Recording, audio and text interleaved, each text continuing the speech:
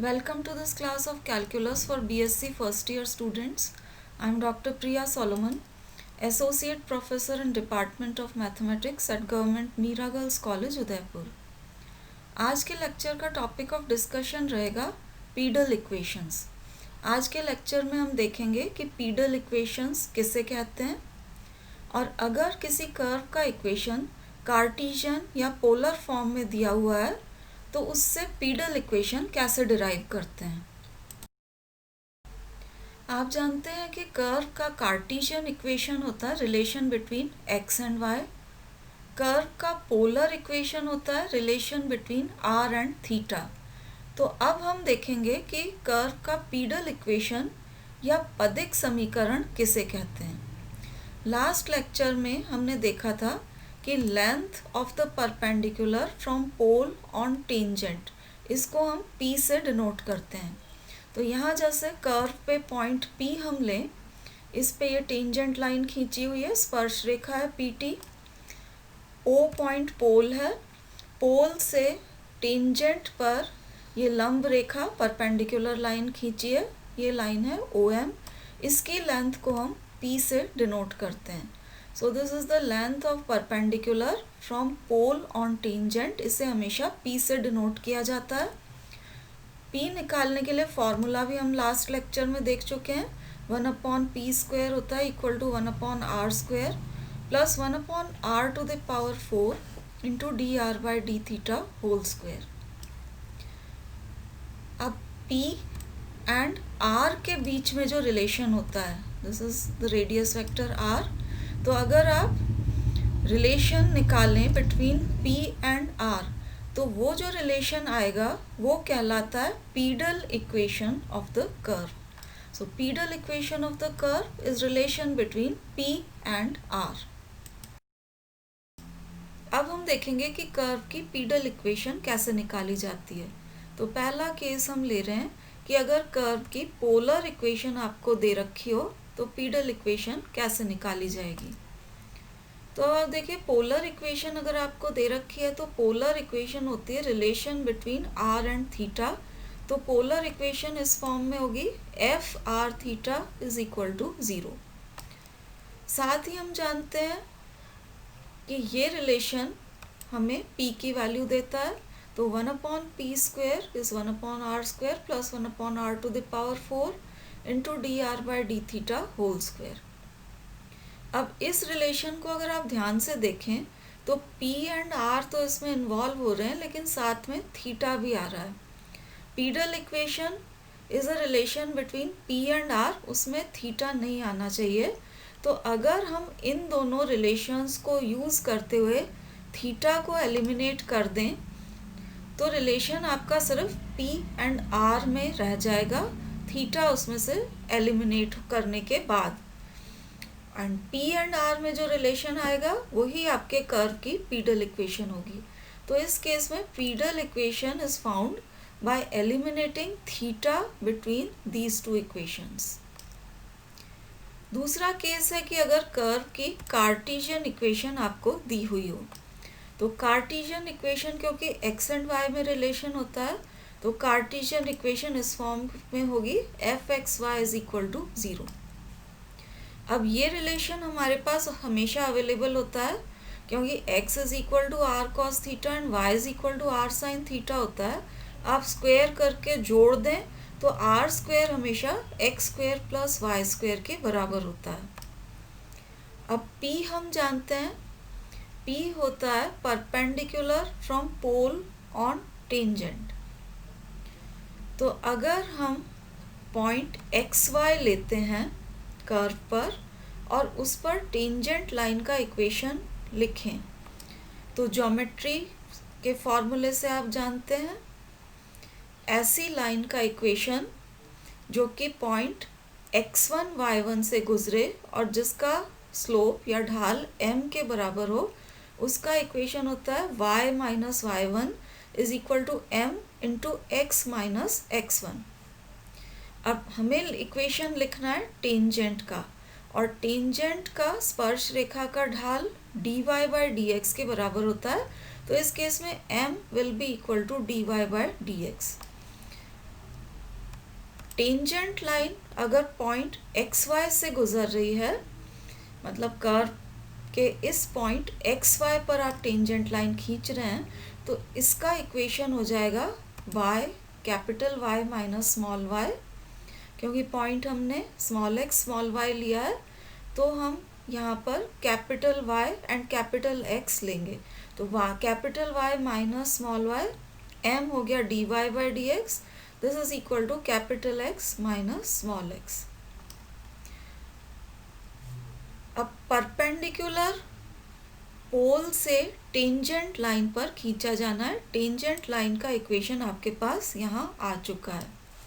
Perpendicular निकालने के लिए फॉर्मूला हमारे पास अवेलेबल होता है ज्योमेट्री से, कि अगर आपको पॉइंट अल्फा बीटा से line AX plus BY plus C is equal to 0 पे परपेंडिकुलर खींचनी है, तो परपेंडिकुलर की लेंथ होती है A alpha plus B beta plus C upon under root A square plus B square.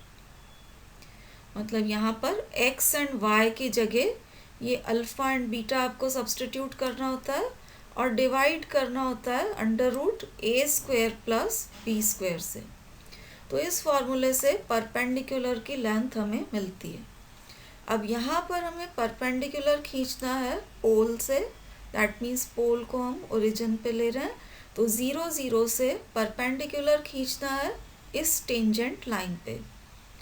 तो परपेंडिकुलर के लिए इस फॉर्मूले को हम यूज़ करें, तो length of perpendicular that is equal to P will be given by x dy by dx minus y upon under root 1 plus dy by dx whole square.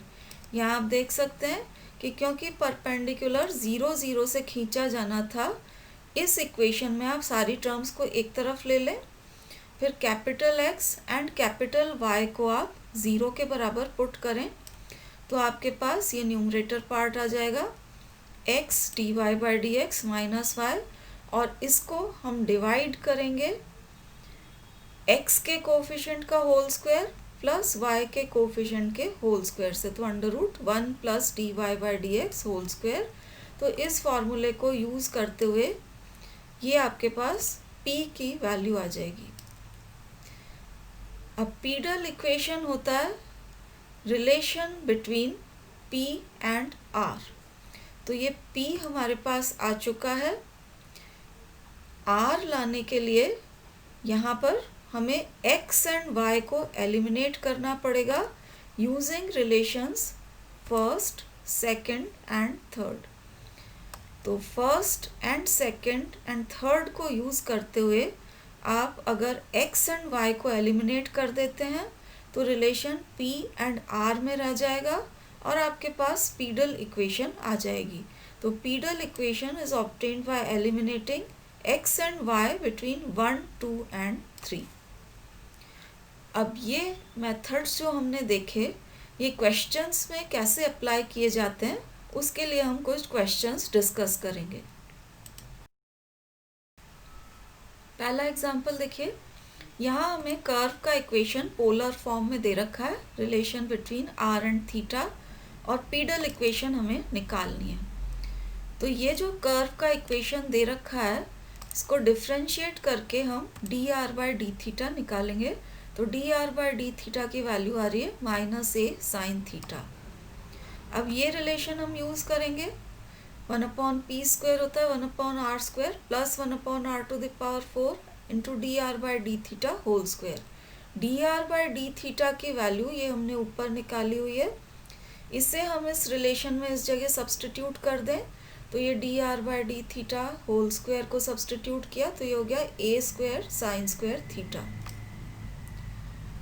अब आप देखिए ये जो कर्व का इक्वेशन है, इसमें से आप cos थीटा की वैल्यू निकालें, तो cos थीटा की वैल्यू हो जाएगी r/a माइनस 1, a एलसीएम अगर ले लेते हैं तो this is r minus a divided by a।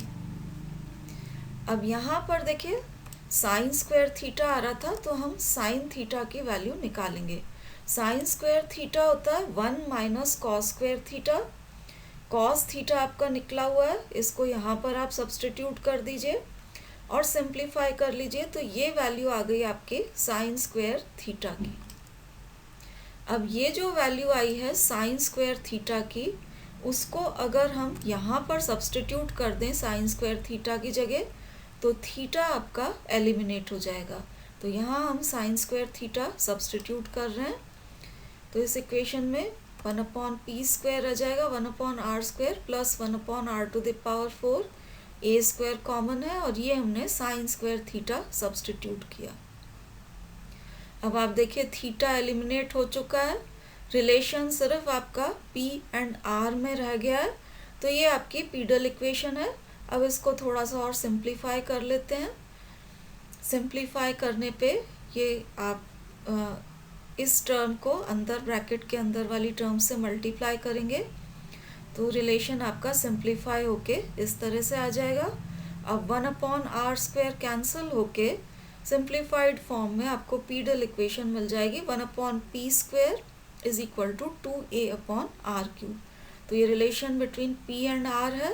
So this is the required pedal equation. अगला एग्जाम्पल देखिए, यहाँ भी हमें कर्व का पोलर इक्वेशन दे रखा है, relation between r and theta, और पीडल इक्वेशन हमें निकालनी है। तो कर्व के इक्वेशन से हम r निकाल रहे हैं।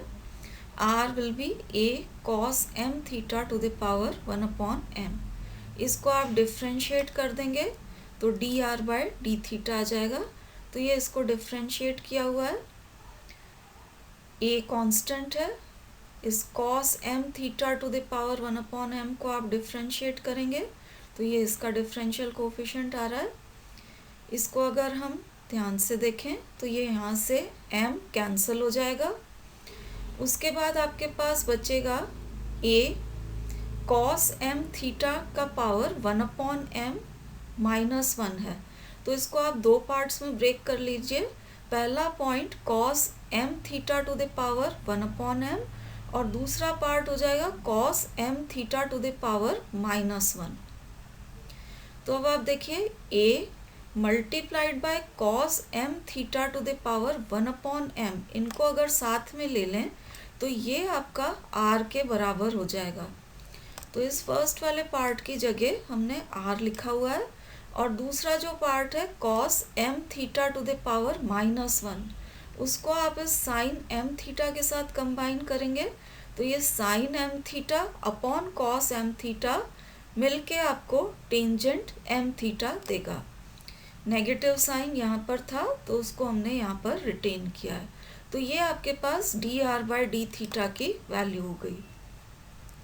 अब ये जो 1/p² वाला फॉर्मूला है, इसमें हमने जो dr/d थीटा निकाला इसको सब्स्टिट्यूट करें तो dr/d थीटा होल स्क्वायर हो जाएगा r² tangent square m theta के बराबर। यहाँ पर न्यूमरेटर एंड डिनोमिनेटर में से r² कैंसिल हो जाएगा।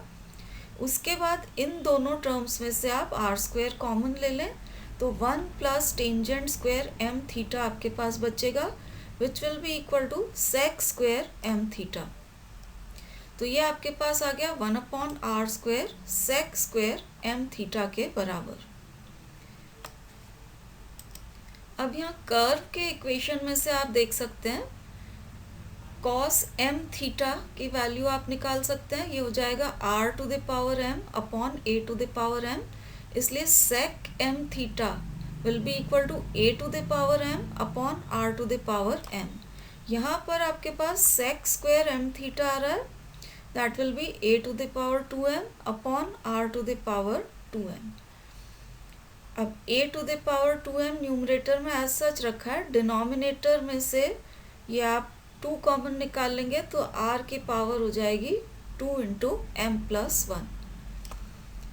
ये वैल्यू आ रही है 1/p² की, दोनों तरफ स्क्वायर रूट ले लेते हैं तो 1/p will be equal to a to the power m upon r to the power m+1। अब ये p एंड r में हमारे पास रिलेशन आ गया है। So this is the required pedal equation of the curve. अब नेक्स्ट एग्जांपल देखिए, यहाँ हमें कर्व की कार्टेशियन इक्वेशन दे रखी है, that means relation between x and y, और इससे हमें पीडल इक्वेशन डिराइव करनी है। तो अब आप देखिए ये जो कर्व की इक्वेशन दे रखी है इसमें से आप इस 2ax को यहाँ एक्स स्क्वेयर के साथ ट्रांसफ़र करेंगे तो आपके पास आ जाएगा एक्स स्क्वेयर माइनस 2ax। और फिर अगर आप left hand side and right hand side दोनों तरफ ए स्क्वेयर जोड़ देते हैं तो x square minus 2ax and plus A square मिलके आपको x minus a whole square देगा। ये वाई स्क्वेयर एज सच रखा है और राइट हैंड साइड में क्योंकि हम ए स्क्वेयर जोड़ रहे हैं तो अब राइट हैंड साइड हो जाएगी इक्वल टू ए स्क्वेयर। तो कर्व की इक्वेशन को हम इस फॉर्म में एक्सप्रेस कर सकते हैं, इसे हमने 2 से रिप्रेजेंट कर रखा है। अब ये जो कर्व की इक्वेशन आपको दे रखी थी इस पर हम टेंजेंट का इक्वेशन लिखेंगे at the point X Y. तो बिंदु एक्स वाई पर स्पर्श रेखा का जो आप समीकरण लिखेंगे, ज्योमेट्री से हम जानते हैं ये t is equal to 0 form में आता है। t is equal to 0 form में टेंजेंट लाइन का इक्वेशन जब हम लिखते हैं तो अगर आपको पॉइंट x1 y1 पे टेंजेंट का इक्वेशन लिखना है तो कर्व के इक्वेशन में जहाँ जहाँ एक्स स्क्वेयर आ रहा है उसको x1 से, y स्क्वेयर को y1 से एंड 2x को x प्लस x1 से रिप्लेस किया जाता है। यहाँ क्योंकि हम पॉइंट xy ले रहे हैं, इस पॉइंट पे टेंजेंट का इक्वेशन लिख रहे हैं, इसलिए हमने कैपिटल X और कैपिटल Y लिख के टेंजेंट का इक्वेशन लिखा है in the form t is equal to 0। तो एक्स स्क्वेयर की जगह ये जो एक्स स्क्वेयर था इसको रिप्लेस किया है कैपिटल X स्मॉल x से, ये वाई स्क्वेयर जो यहाँ आ रहा था इसको रिप्लेस किया है कैपिटल Y स्मॉल y से, और ये जो 2x था इसको रिप्लेस किया है capital X plus small x से। तो ये अपने पास टेंजेंट का इक्वेशन आ गया in the form t is equal to 0। अब इसको सूटेबली अरेंज कर रहे हैं, कैपिटल X को कंटेन करने वाली टर्म्स एक साथ, देन कैपिटल Y को कंटेन करने वाली टर्म्स और ये रिमेनिंग टर्म्स इक्वल टू 0। तो ये आपके टेंजेंट की इक्वेशन आ गई, इसको हम 3 से रिप्रेजेंट कर रहे हैं। अब हम परपेंडिकुलर डालेंगे 0 0 से इस टेंजेंट लाइन पर जिसका इक्वेशन हमने 3 से रिप्रेजेंट कर रखा है। परपेंडिकुलर की लेंथ निकालने के लिए हम वही वाला फॉर्मूला यूज़ करेंगे जो अभी आपको बताया था। तो लेंथ ऑफ द परपेंडिकुलर आपके इसके बराबर आ जाएगी। लेंथ ऑफ द परपेंडिकुलर में आप ध्यान रखिए यहाँ पर हम प्लस और माइनस साइन लेते हैं क्योंकि ये लेंथ है, लेंथ हमेशा पॉजिटिव ली जाती है, तो यहाँ हम पॉजिटिव साइन को लेते हुए ये लेंथ ऑफ द परपेंडिकुलर लिखते हैं। क्योंकि लेंथ है इसलिए हमेशा पॉजिटिव ली जाएगी। अब यहाँ पर आप देखिए इक्वेशन नंबर 2 को अगर हम यूज़ कर लेते हैं तो x minus a whole square plus Y square की वैल्यू ए स्क्वायर के बराबर है। तो ये वैल्यू अगर हम यहाँ सब्सटीट्यूट कर दें, ये under root of a square will be equal to a, तो ये ए एक्स अपॉन ए हो जाएगा which will be equal to x. ये हमने यहाँ पर रिलेशन नंबर 2 को यूज़ किया है। अब आप देखिए X square plus Y square R square के बराबर होता है। अब यहाँ इस इक्वेशन से हम देखें तो x square plus Y square is equal to 2ax है। ये वैल्यू आप यहाँ सब्सटीट्यूट कर दीजिए तो 2ax will be equal to are square. अब यहाँ पर x is equal to p अपने को मिल रहा है, तो x is equal to p आप यहाँ पर सब्सटीट्यूट कर देते हैं तो आपके पास आ जाएगा 2ap is equal to are square. अब ये x एंड y एलिमिनेट हो गए, रिलेशन सिर्फ आपका p एंड r में रह गया है, तो ये आपकी रिक्वायर्ड पीडल इक्वेशन हो जाएगी। तो इस तरीके से अगर आपको कार्टेशियन इक्वेशन दे रखी हो तो भी हम पीडल इक्वेशन निकाल सकते हैं। नेक्स्ट एग्जांपल देखिए, यहाँ भी हमें कर्व की कार्टेशियन इक्वेशन दे रखी है, relation between x and y, और पीडल इक्वेशन हमें निकालनी है। तो ये कर्व का जो इक्वेशन हमें दे रखा है इसे हम 1 से डिनोट कर रहे हैं। अब कर्व पर कोई भी पॉइंट एक्स वाई हम लेंगे और इस पर टेंजेंट का इक्वेशन लिखेंगे in the form t is equal to 0।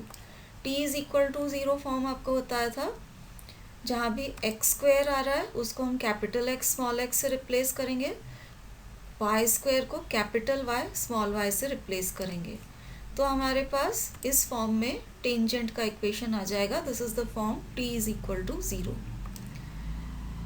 अब हम ओरिजिन से, दैट इज द पॉइंट 0 0 से टेंजेंट लाइन पे परपेंडिकुलर की लेंथ लिखेंगे।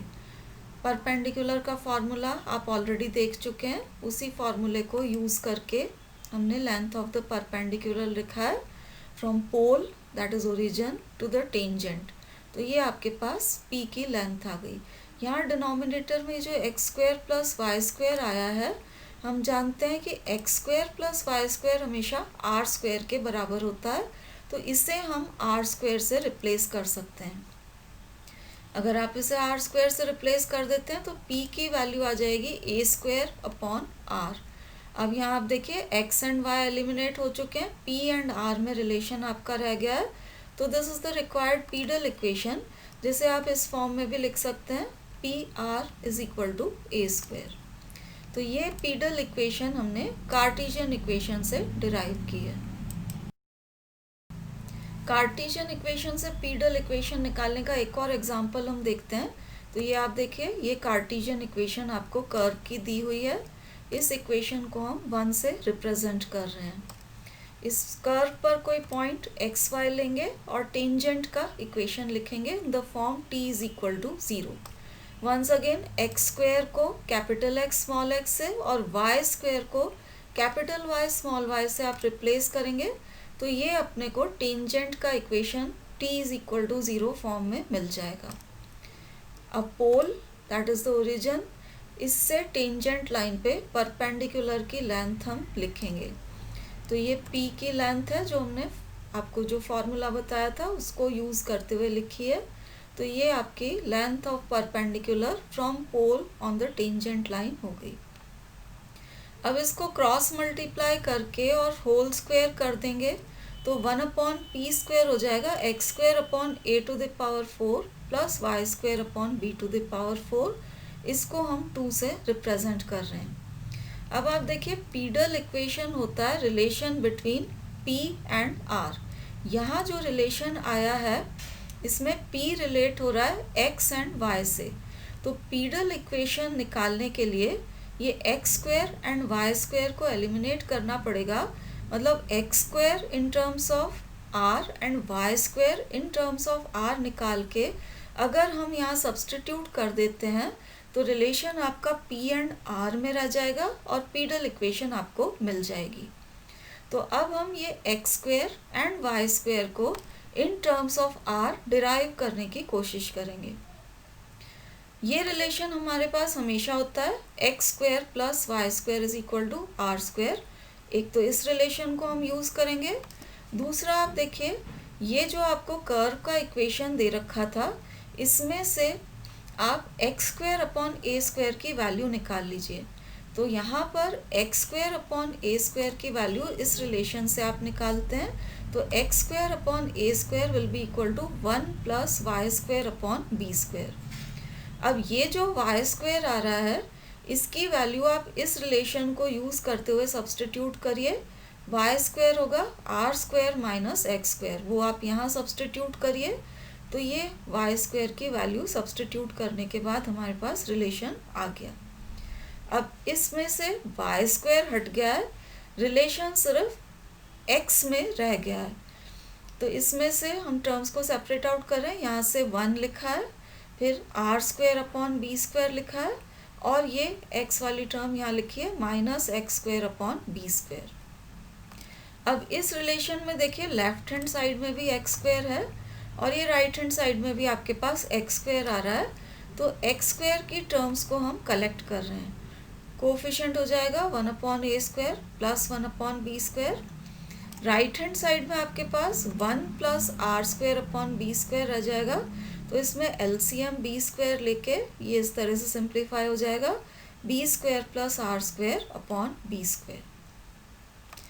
तो अब आप देखिए हम एक्स स्क्वायर कैलकुलेट कर सकते हैं ऊपर वाले रिलेशन में से। राइट हैंड साइड पे ये b square plus r square upon b square तो ऑलरेडी था, इस टर्म को भी हम राइट हैंड साइड पे ट्रांसफ़र कर दें तो ये आपकी टर्म राइट हैंड साइड पे इस तरह से आ जाएगी।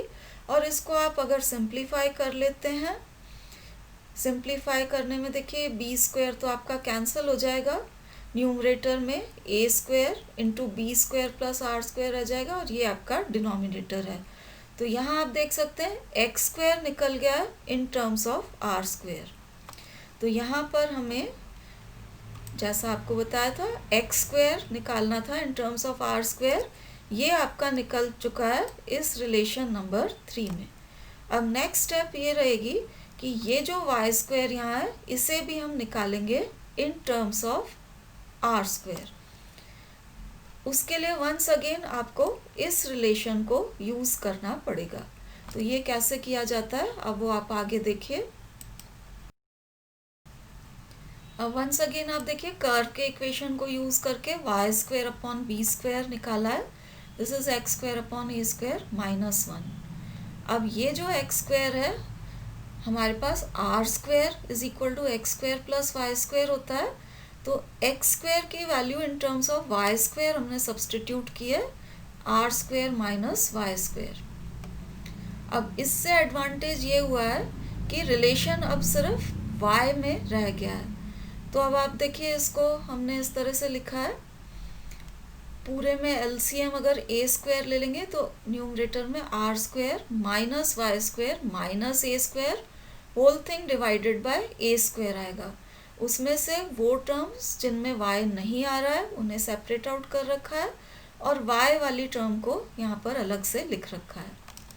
अब लेफ्ट हैंड साइड में भी y स्क्वायर है, ये राइट हैंड साइड में भी y स्क्वायर वाली टर्म आपको मिल रही है, इन दोनों को एक साथ ले लिया हुआ है तो ये y स्क्वायर का कोफिशिएंट आ गया है। और राइट हैंड साइड में टर्म्स जिनमें y नहीं आ रहा था उनको अलग से रखा हुआ है, ये वाली जो टर्म्स थी इसी को यहाँ पर लिखा हुआ है। अब यहाँ रिलेशन में सिर्फ वाई स्क्वायर आ रहा है तो आप वाई स्क्वायर इस रिलेशन से कैलकुलेट कर सकते हैं। राइट हैंड साइड पे ये वाली टर्म ऑलरेडी थी तो इसको यहाँ लिखा हुआ है, इस पोर्शन को भी आप राइट हैंड साइड पे ट्रांसफ़र कर दीजिए तो ये टर्म आ जाएगी। और सिंप्लीफाई कर लेते हैं तो अब की बार यहाँ पर ए स्क्वायर कैंसिल हो रहा है और सिंप्लीफाई होने के बाद ये रिलेशन आपके पास आ जाएगा।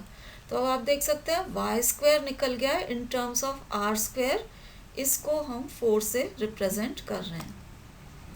अब x square and Y square दोनों ही in terms of r square निकल चुके हैं तो इनको अब हम सब्सटीट्यूट करेंगे रिलेशन नंबर 2 में। रिलेशन नंबर 2 में आपको मिल जाएगा 1/p square is equal to 1/a square. ये हमने रिलेशन नंबर 3 को यूज़ करते हुए x square in terms of r square substitute किया है और 1/b⁴। और ये रिलेशन नंबर 4 को यूज़ करते हुए हमने वाई स्क्वायर सब्सटीट्यूट कर रखा है in terms of r square.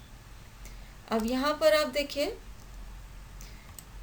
इन दोनों में से ए स्क्वायर कैंसिल होगा, इन दोनों में से बी स्क्वायर कैंसिल हो जाएगा। उसके बाद डिनोमिनेटर में दोनों जगह ए स्क्वायर प्लस बी स्क्वायर यहाँ भी आ रहा है और यहाँ भी आ रहा है, इससे आप कॉमन निकाल सकते हैं। तो ये कॉमन निकालने के बाद ये टर्म्स आपके पास रह जाएंगी। अब ब्रैकेट के अंदर जो टर्म्स आ रही हैं उसमें टर्म्स कंटेनिंग आर स्क्वायर को एक साथ लिया हुआ है, आर स्क्वायर कॉमन निकालते हुए आर स्क्वायर कॉमन निकल के ये टर्म्स रह गई और जिन टर्म्स में से आर स्क्वायर नहीं आ रहा था उनको हमने अलग कर लिया है। अब ये ब्रैकेट के अंदर ये जो क्वांटिटी है इसको यहाँ पर सिंप्लीफाई करके लिखा हुआ है।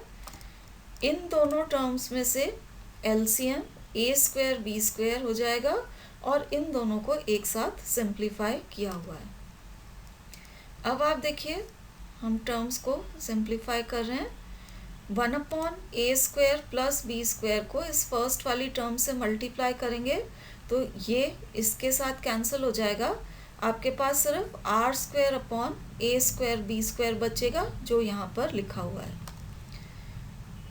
अब 1/a² प्लस b² को आप इस सेकेंड वाली टर्म से मल्टीप्लाई करेंगे तो इसके न्यूमरेटर में b⁴ माइनस a⁴ है।